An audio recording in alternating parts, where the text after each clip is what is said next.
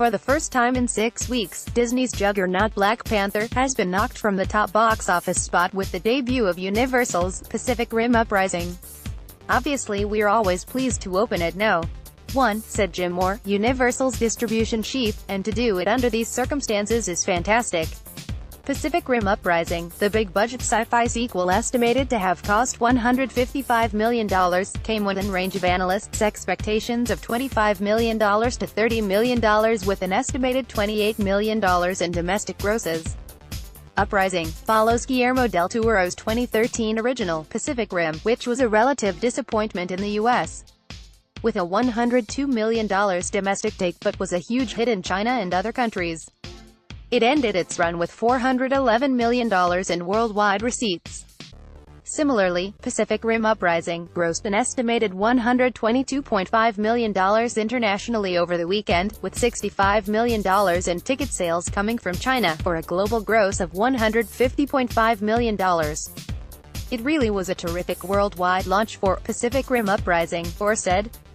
"We're thrilled to partner with Legendary on this title, and it really was engineered for a worldwide event and has delivered as promised." Directed by Stephen S.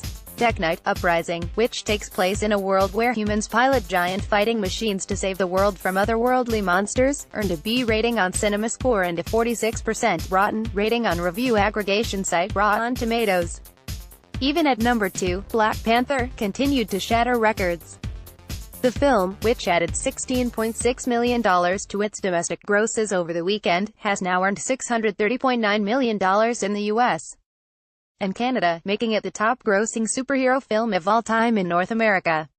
The previous record holder, fellow Marvel title, The Avengers, grossed $623.4 million in 2012. Black Panther is only one of 7 films to ever earn $600 million or more domestically. The film spent 5 weeks at No.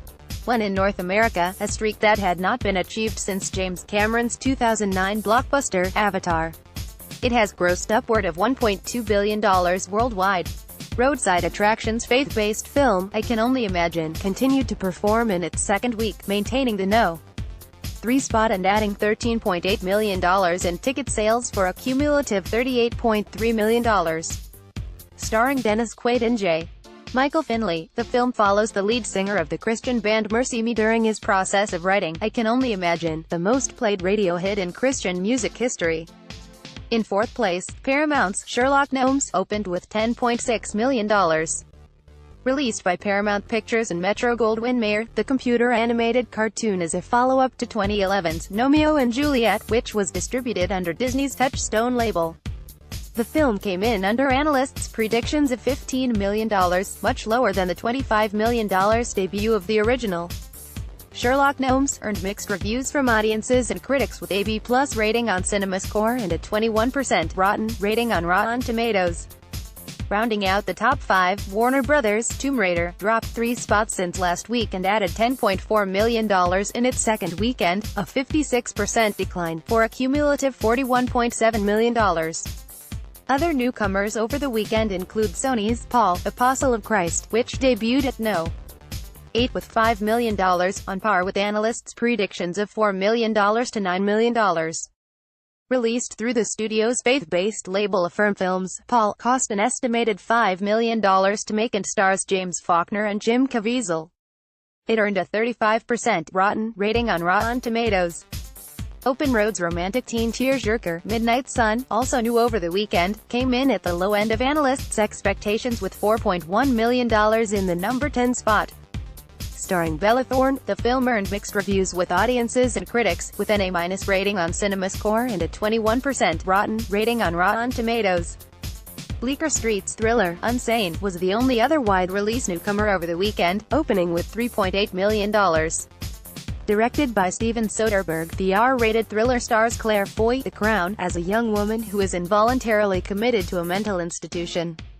It earned a B- rating on CinemaScore and a 78% fresh rating on Rotten Tomatoes.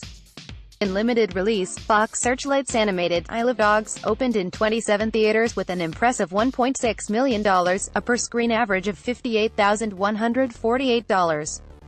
Directed by Wes Anderson, the film, which is set in Japan, features a voice cast including Bryan Cranston, Edward Norton, Bill Murray, Jeff Goldblum, Frances McDormand, Tilda Swinton, Liev Schreiber, and Yoko Ono. It was a hit with critics, earning a 93% fresh rating on Rotten Tomatoes. This week, Pure Flix premieres the faith drama, God's Not Dead, A Light in Darkness, and Lionsgate opens the thriller, Tyler Perry's Acrimony, starring Taraji P.